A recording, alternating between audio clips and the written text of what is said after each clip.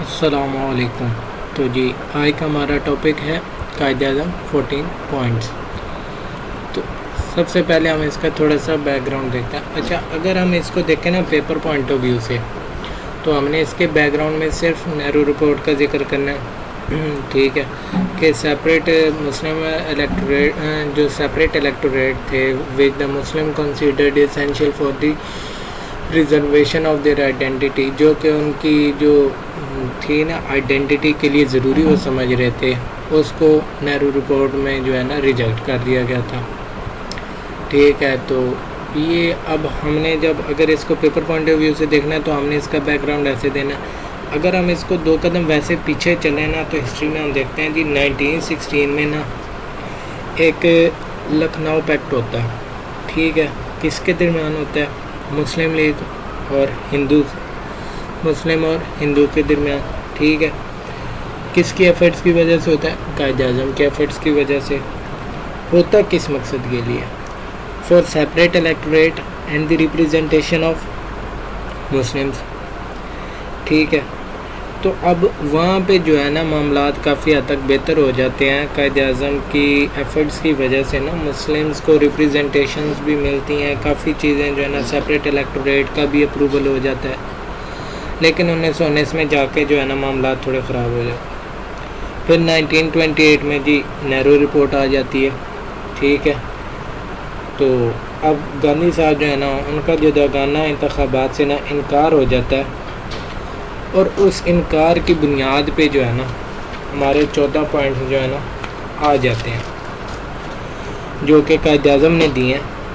کس کے لیے؟ اچھا، اب جو 14 پوائنٹس ہیں نا قائد اعظم کے، تو بچے کہتے ہیں جی نوٹس پکڑا، پیپر سے دیکھا، جی بات 14 پوائنٹ ہے، چھاپ دیا۔ اب تھوڑی سی اس کی ہسٹری بتانے کا مقصد یہ تھا کہ آپ کو سمجھ آئے۔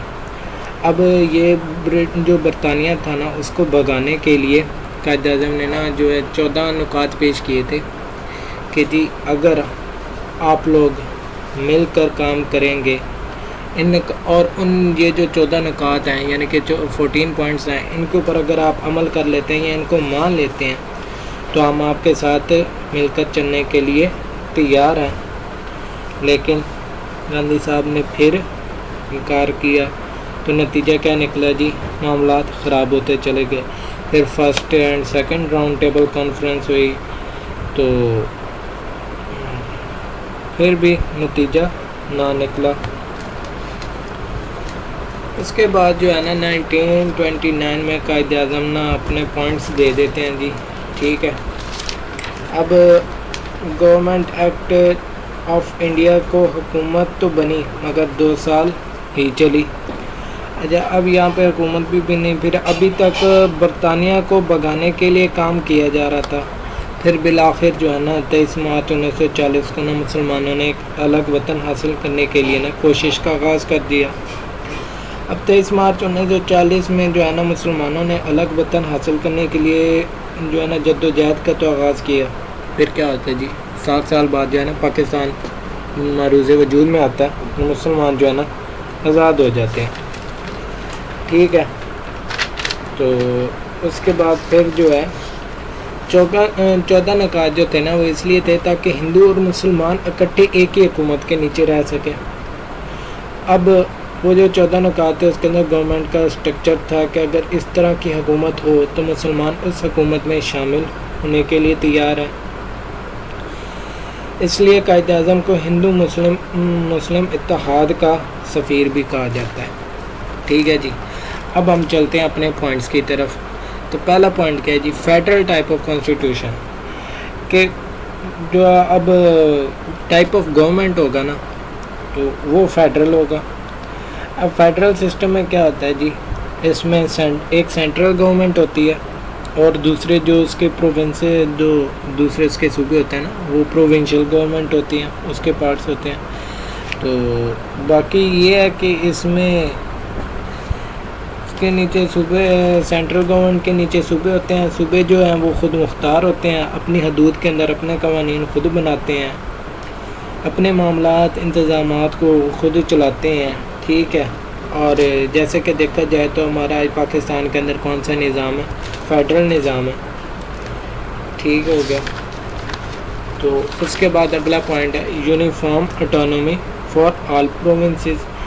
صوبہ چاہے بڑا ہو یا چھوٹا ہو سب کو برابر کی خود مختاری دی جائے، سب ایک جیسے ہوں گے. یعنی کہ کسی کے پاس اگر کوئی چھوٹا ہے تو اس کو پاور کم کر دی جائے، اور اگر کوئی بڑا ہے تو اس کی پاور بڑھا دی جائے. نہیں، ایسا نہیں، سب کو برابر رکھا جائے، سب کے ساتھ سب کو ایک جتنی پاور دی جائے. یونیفارم اٹانومی پاور، صحیح ہے. اس کا اگلا پوائنٹ آ جاتا ہے جی. اور وہ کہتے ہیں کہ جی لیجسلیچر کیا قانون ساز ادارہ ہے. کہتے ہیں مائنورٹیز کو جو ریپریزنٹیشن دے گا، مائنورٹیز کو میجورٹیز کے ساتھ بدلنے کی کوشش نہیں کی جائے گی. اب وہ اس طرح کہ اب کشمیر جو تھا ایک مسلم اکثریت کا صوبہ تھا، وہاں پر ہندوؤں کو زمین خریدنے کی اجازت دے دی گئی، جس کی وجہ سے کیا ہوا جی، احتجاج ہوا اور پھر جو معاملات خراب ہو گئے. اس کی میں اگزامپل میں آپ کو ایسے دیتا ہوں کہ جس طرح ہم نے 10 جو ہے نا سیٹیں جو ہے نا 9 مسلم کے لیے رکھی ہوئی ہیں کہ جو مسلمان نہیں ہیں، یعنی کہ کوٹا سسٹم وہاں پہ ایک جس طرح ہم کہتے ہیں نا، وہ کیا مائنورٹیز کی ریپریزنٹیشن کو یقینی بنایا جائے. اس میں یہ ہے، ٹھیک ہے، افیکٹو ریپریزنٹیشن آف مائنورٹیز، کہ مائنورٹیز کی ریپریزنٹیشن کو یقینی بنایا جائے گا. اب مسلم ریپریزنٹیشن ان سینٹرل لیجسلیچر، وہ یہ کہتے ہیں کہ تمام گروپوں کو نمائندگی دی جائے گی، جیسا کہ آج کے دور میں ہر بندہ چاہے پٹھان ہے چاہے پنجابی ہے کہہ رہا ہے کہ ہمارا حق مارا جا رہا ہے. اگر سب کو ریپریزنٹیشن ملے گی تو یہ مسئلہ نہیں ہوگا. ٹھیک ہے، اس کے لیے یہ چیز ہے. اب اس میں یہ بھی اب ایک دیکھا جائے تو سیپریٹ الیکٹوریٹ کیا تھے. سیپریٹ الیکٹوریٹ یہ تھے کہ جہاں مسلمان ہیں وہاں مسلمانوں کے درمیان انتخابات کرائے جائیں، اور جہاں ہندو ہیں وہاں پہ ہندوؤں کے درمیان انتخابات کرائے جائیں. تو ایسے کیا ہوگا کہ پھر معاملات خراب نہیں ہوں گے. اب یہ آ گیا آپ کے سیپریٹ الیکٹوریٹس. ٹھیک ہے، اس کے اندر اب 1/3 Muslim representation in central government legislature, کہ انڈیا کی جو حکومت ہے وہ وفاقی ہوگی. ٹھیک ہے، اس کے اندر تو سینٹرل گورنمنٹ میں 1/3 مسلمز ہوں گے. یعنی اگر اگزامپل کے طور پہ آپ دیکھتے ہیں کہ جی اگر 100 لوگ ہیں نا ایک ادارے میں، تو اس کے جو 33% حصہ ہے نا وہ مسلمان ہوں گے. اس چیز کو نا یقینی بنایا جائے.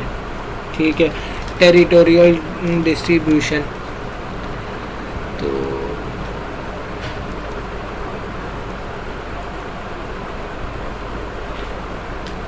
Protection of provinces and majority. یہاں پہ آگے جی یہاں پہ پوائنٹس کے اوپر ہیڈنگ تھوڑی بہت چینج ہوئی ہیں، تو آپ اپنے مطابق چینج کر سکتے ہیں. اس میں تھوڑی سی کنفیوژن ہو رہی ہے. تو باقی ٹیریٹوریل ڈسٹریبیوشن کے کوئی بھی ایسی ٹیریٹوریل ڈسٹریبیوشن نہیں کی جائے گی کہ اس سے مسلمان اکثریت اقلیت میں بدل جائے. اب اس سے مسلمان اکثریت، اب اس کی اگزامپل ایسے ہے کہ اب جس طرح مثال کے طور پہ اگر اب سندھ والی سائڈ پہ دیکھا جائے تو وہاں پہ سارے سندھی ہیں زیادہ تر، وہاں پہ میجورٹی جو ہے سندھی کیا. اب پنجاب میں اب مسئلہ چل رہا ہے سرائکستان کا، تو اگر اب پنجاب کا ایک آدھا حصہ مثال کے طور پہ سندھ میں اٹھا کے بھیج دیا جائے تو یہاں پہ پھر میجورٹی مائنورٹی میں تبدیل ہونے کا خدشہ ہوگا یا نہیں ہوگا؟ آپ کا کیا خیال ہے؟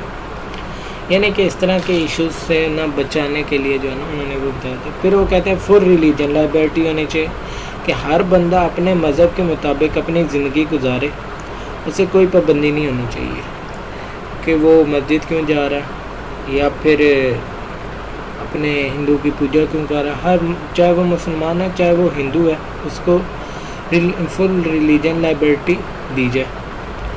پھر اس کے بعد نو بل ریزولیشن یا بل ریزولیشن اباؤٹ کمیونٹیز، کہ no bill resolution will be passed if the 3/4 will reject the law or bill, تاکہ مسلمانوں کے حقوق کا تحفظ ہو سکے. ہر قانون کے پاس ہونے میں لازم رکھا گیا. وہ انہوں نے یہ اس لیے کیا کہ اب قائد اعظم بھی ماشاءاللہ تھوڑے تو نہیں کافی عقل مند تھے. انہوں نے یہ کیا کہ جی اب اگر دیکھا جائے کہ 100 میں سے 33% اگر مسلمان ہیں مثال کے طور پہ، تو اب اگر ووٹنگ ہوتی ہے یا بل پاس کرنے جانا ہے تو اگر 33 کا ڈبل بھی کیا جائے تو 33 ڈبل 66 بن جاتا ہے. تو اگر 66 بھی پاس کرتے ہیں تو بل تو پاس ہو گیا نا. لیکن انہوں نے کہا نہیں، انہوں نے کہا کہ 3rd 4th جو ہے نا وہ جب اگر ریجیکٹ کر دیتی ہے کسی بھی لا کو یا بل کو تو وہ پاس نہیں ہوگا. اب اس سے وہ ہر کمیونٹی، ہر میجورٹی مائنورٹی یعنی کہ ہر گروپ سے، تو اس میں کیا ہوگا کہ مسلمانوں کے حقوق کا تحفظ ہوگا. اور جو بھی ہر قانون کے پاس ہونے میں یہ اس چیز کو لازم کر دیا. پھر separation of Sindh from Bombay, کہ Sindh should be separated from Bombay residency. جو سندھ تھا بمبے کے جو تھا نا ساتھ ساتھ تھا، سندھ کو علیحدہ کیا جائے. پھر NWFP and Balochistan reforms should be introduced in the NWFP and Balochistan on the same footing as in other provinces. اچھا مزے کی بات یہ ہے کہ جو آپ کا ہے نا بلوچستان، ٹھیک ہے، وہ ویسے تو معروض جو صحیح طور پہ بنایا جو آتا ہے نا وجود میں، وہ 1970 میں ایک پروونس بنا. لیکن اب ذکر ہمارا ہو رہا ہے 1929 کے پوائنٹس میں، قائد اعظم کے جو پوائنٹس ہیں ان میں. تو اب لوگ کنفیوز بھی ہوتے ہیں کہ یار یہ بنا 1970 میں ہے اور اس کے جو ہے ذکر 1929 کے پوائنٹس میں آ رہا ہے. تو یہ ہے کہ 1935 کا جو ایکٹ کے ذریعے سے نا 5 چھوٹے صوبے بنائے گئے تھے. تو بلوچستان جو تھا نا وہ تب پھر بنایا گیا تھا. تو یہ ہے کہ 1970 میں نا فل فلیج بن گیا تھا. تو اس کے اندر یہ پوائنٹ ہے کہ جی ریفارمز جو ہے نا سیم لائے جائیں جیسے کہ دوسرے صوبوں میں تھے، یعنی کہ بلوچستان ہو NWFP ہو سب میں سیم ریفارمز ہو. پھر share of Muslims in services یعنی کوٹا سسٹم، جیسے کہ آج ہم دیکھتے ہیں کہ یونیورسٹیز میں رکھا جاتا ہے جی سندھ کوٹا، پھر KPK کوٹا، ٹھیک ہے، پھر بلوچستان، اس طرح کر کے. بظاہر طور پہ یہ کوٹا ابھی اگر آئی کے پوائنٹ آف ویو سے دیکھا جائے تو وہ 4-5 نمبروں کی رعایت دے کے بچوں کو ایڈمیشن تو مل جاتا ہے دوسرے پروونسز میں. لیکن یہ ہے کہ وہ اگر وہی ان کے اپنے علاقوں میں یونیورسٹیز بن جائیں تو ان کو کافی فائدہ ہوتا ہے. باقی اس میں یہ تھا کہ انہوں نے shares and services of states کے اگر کوئی بھی ریاست کی جتنی بھی سرکاری ملازمتیں ہوں گی ان کے اندر کوٹا ہوگا. مسلمانوں کو بھی جو ہے ملازمت دی جائے گی، سرکاری ملازمت. اس میں یہ نہیں ہوگا کہ جی سارے ہندو ہوں گے، مسلمانوں کا بھی حصہ ہوگا. مین پوائنٹ یہ تھا اس میں. پھر اب religious and cultural protections of the Muslims, ٹھیک ہے، کہ جی ان کا جو مذہب ہے، ٹھیک ہے، اس کا جو مذہب ہے، ثقافت ہے، اس کا تحفظ کیا جائے. وہ اپنے مسلم جو بھی ہیں اپنے طور طریقے سے اپنی زندگی گزارے ہیں ان کو پروٹیکشن دی جائے. And provincial and institution and for their due share in the grants in aid given by the state and by the self governing bodies. ان کی جو سیلف گورننگ باڈیز ہیں ان کی طرف سے بھی ان کو پروٹیکشن دی جائے. Share of Muslim in cabinet, Muslim representation in ministries, کہ انتظامیہ میں نا 1/3 بھی مسلمانوں کو ریپریزنٹیشن دینی ہے، کہ مسلمانوں کو ہر جگہ پہ ریپریزنٹیشن دی جائے. مائنورٹی کو میجورٹی نہ بنایا جائے، مائنورٹیز کا بھی اس کے اندر حق رکھا جائے. سینٹرل گورنمنٹ میں بھی ان کا ریپریزنٹیشن ان کو دی جا رہی ہے جی. اس کے بعد آپ کو جو اسٹیٹ سروسز ہیں، سرکاری ملازمتیں ہیں، ان کے اندر بھی آپ کا حصہ ہے. اسی طرح آپ کا کیبنٹ میں بھی حصہ ہے، کیبنٹ میں بھی حصہ رکھا جائے گا. پھر اس کے بعد central constitution and agreement of provinces, no change in the constitution without consent of state, کہ کوئی بھی کانسٹیٹیوشن، ٹھیک ہے، اس کے اندر چینج نہیں آئے گا سینٹرل لیجسلیٹو کی طرف سے except with the conference of the states constituting in the Indian federation, کہ یعنی کہ جو ریاست ہے یا اسٹیٹ ہے اس کے مشورے کے بغیر کوئی بھی کانسٹیٹیوشن چینج نہیں آئے گا.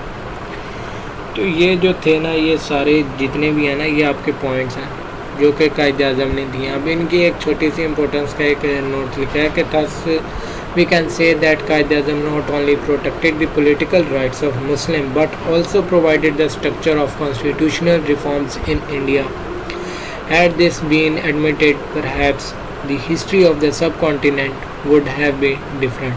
The Congress could not assess the foresightedness of the Qaid Azam. This led to the Round Table Conference in 1930 at Allahabad. The Act of 1935 set the Hindus and the Muslims in different directions. اب main purpose جو ہے نا اس میں یہ تھا کہ Muslims representation ان آل legislator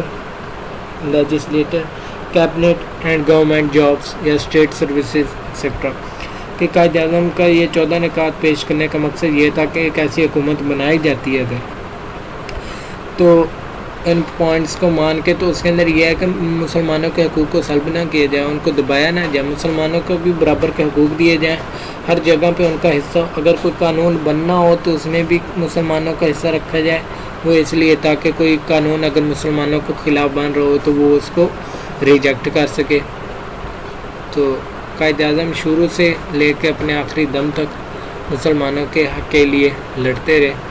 اور thank you so much.